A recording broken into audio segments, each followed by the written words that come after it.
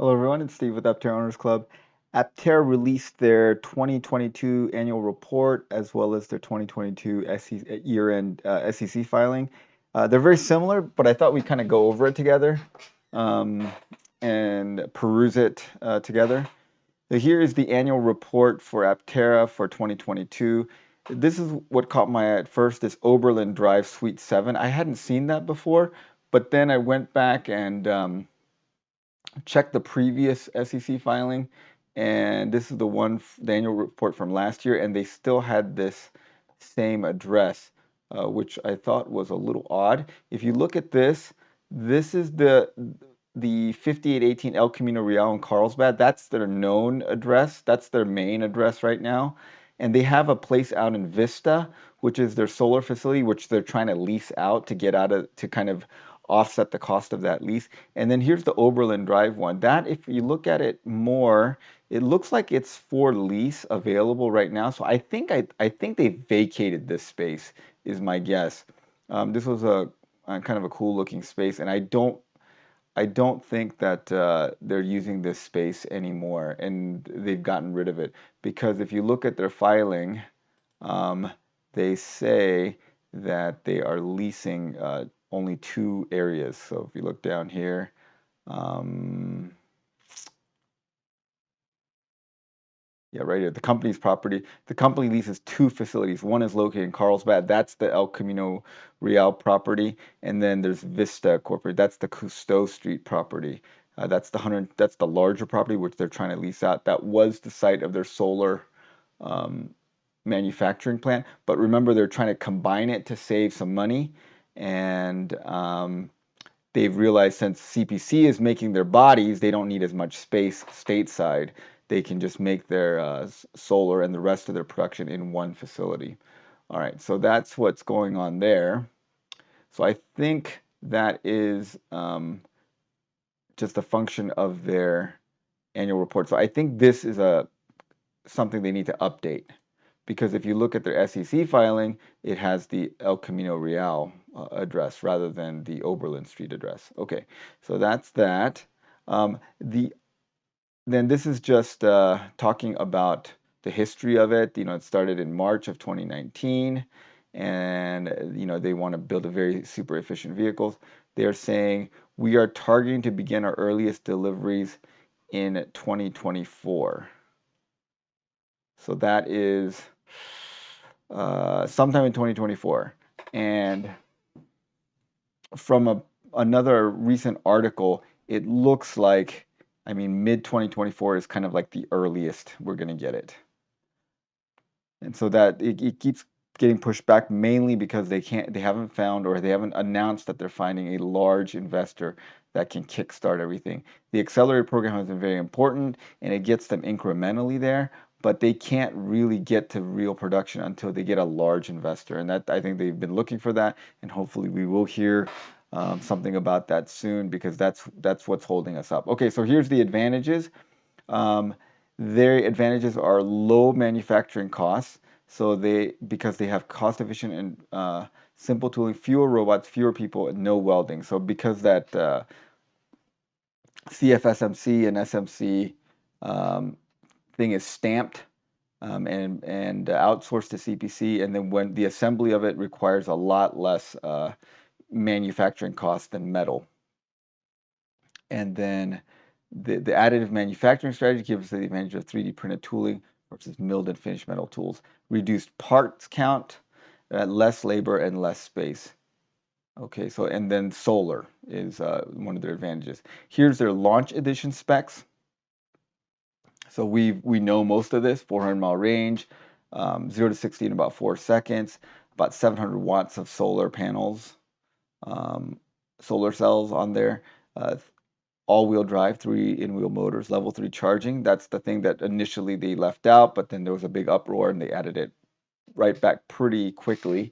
Seats 2 passengers, driver and passenger airbags. As far as we know, still no side airbags. Hopefully that will change, but I don't think that that's likely to change. And of course, cavernous rear storage, recyclable body. And then they are you know, we know that the founders of Aptera are big Tesla fans. They've been, you know, they've said many times how they look to Tesla kind of as a leader, and they're following in their footsteps in many ways. So they're going to do direct-to-consumer sales, which makes complete sense to me. Like I said, I think the dealership model is somewhat outdated at this point. Online promotion, test drive, and key events in key markets. Regional pre-delivery warehouses and lease facilities requires little capital expenditures. And then they're going to roll out in Southern California first, and then major metro areas afterward. And then they're going to do mobile service house calls. So that, like Tesla, that's their plan. Initially, there was some talk of like maybe getting into an agreement with like a known servicing group, like maybe like they would partner with like Pep Boys or Midas or something like that. But it sounds like they're going to go to a mobile service house call, and of course, right to repair, so you can do a lot of it on your own. Okay, so vehicle market, they are expecting the EV vehicle market to grow, and that's absolutely true. And then here is their suppliers. They have two agreements with Chery Automotive, and we still have not figured out what Chery is supplying to Aptera. Not really sure. This is a big supply agreement with millions of dollars being transferred, but I don't know what they're getting out of that. And then, of course, with Alafe, we know exactly what they're going out of that. In addition, they have agreements with Red Viking, that's their AGV supplier, Yazaki, that's their wiring harness, and then they have a bunch of other agreements which they are not making public here. And then there's the AI merger, which they're dissolving in this report. And then they talk about competition, legal regulatory environment. Okay, this is the important thing. They have 55 full-time employees. If you look at their report from last year, they had 89 full-time employees and 14 part-time employees. So they have cut staff significantly, almost by half. And that is a cost-cutting measure by them, which I think makes sense from a purely business standpoint. Sadly, if you look at it, many of the engineers that have been seen in their previous videos and that I've met are no longer with the company. But that, I think, is a cost-cutting measure. And these are the hard decisions that a startup has to make to reduce cash burn. And we will find out what their burn rate is in this SEC filing. Oh, so here's the intellectual property. They've been granted 2 design patents. And then, so no technical patents. These are design patents. And then they have 32 patents pending.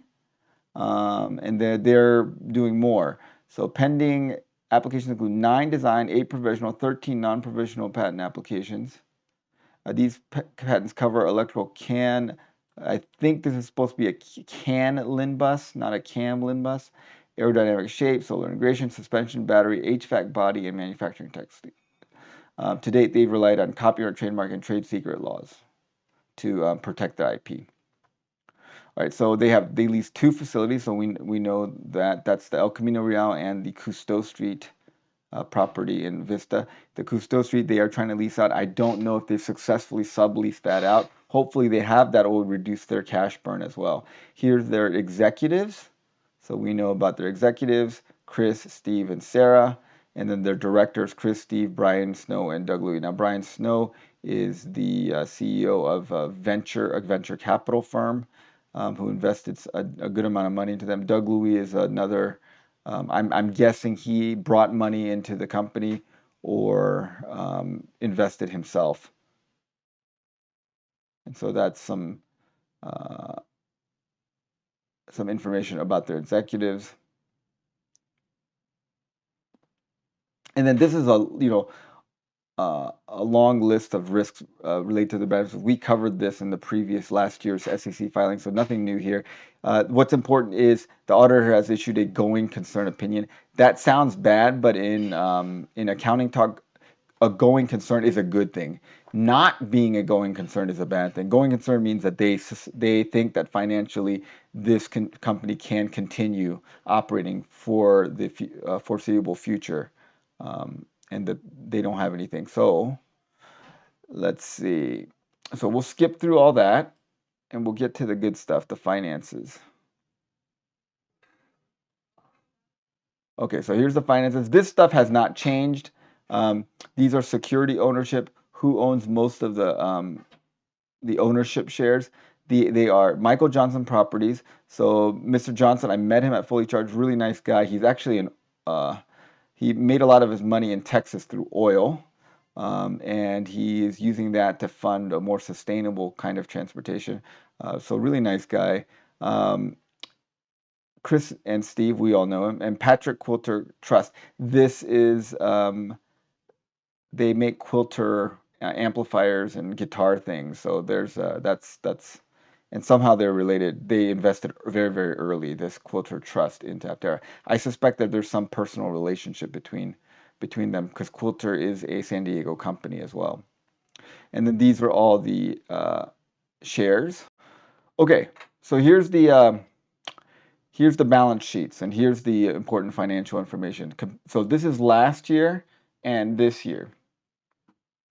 And here is their total cash equivalents. So at the end of last year, I mean, at the end of 2021, they had $20 million. At the end of 2022, they had $10 million, or about $11 million of cash on hand. So that is, they have less cash on hand after a year, which is a problem. Now, this is before they did the accelerated program. The accelerated program has increased their cash on hand significantly. So that's good. And then here is their burn rate, and this is the important thing. So in the year that ended 2021, their total operating expenses were $20 million. So at the end of 2021, their burn rate was $20 million per year. In 2022, their burn rate was $61 million per year. So you see, they've been saying that they need $50 million to make it to production. That's not including this burn rate. That's in addition to the burn rate. So, if they make $50 million little by little, that's going to go into their burn rate of paying for their leases and their employees and that kind of stuff.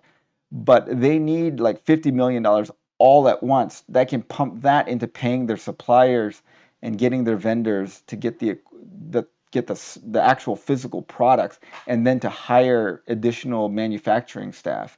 Until they get a big influx of money like that, you have to use the money that's coming in to support their current lease and their current liabilities and their current employees. And they've tried their best to reduce the burn rate by trying to sublease their Vista facility and reducing their staffing by almost 50%.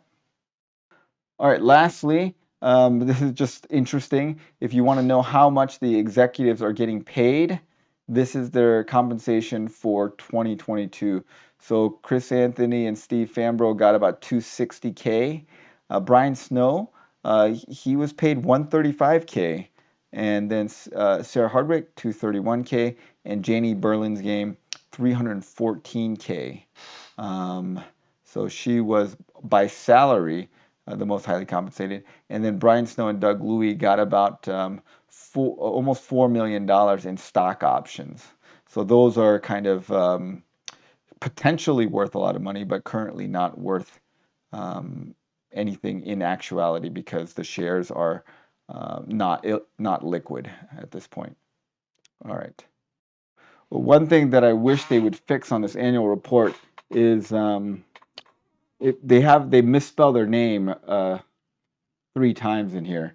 So they call themselves Aptera here, Aptera here, and Aptera here. So I mentioned this in my previous statement, and I think that next time they issue an annual report, it would be good if they just ran a spell check and fix those things. It just looks more professional.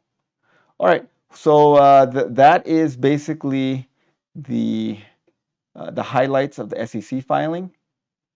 Let me know your comments below, and thanks for watching, guys, and have a great day.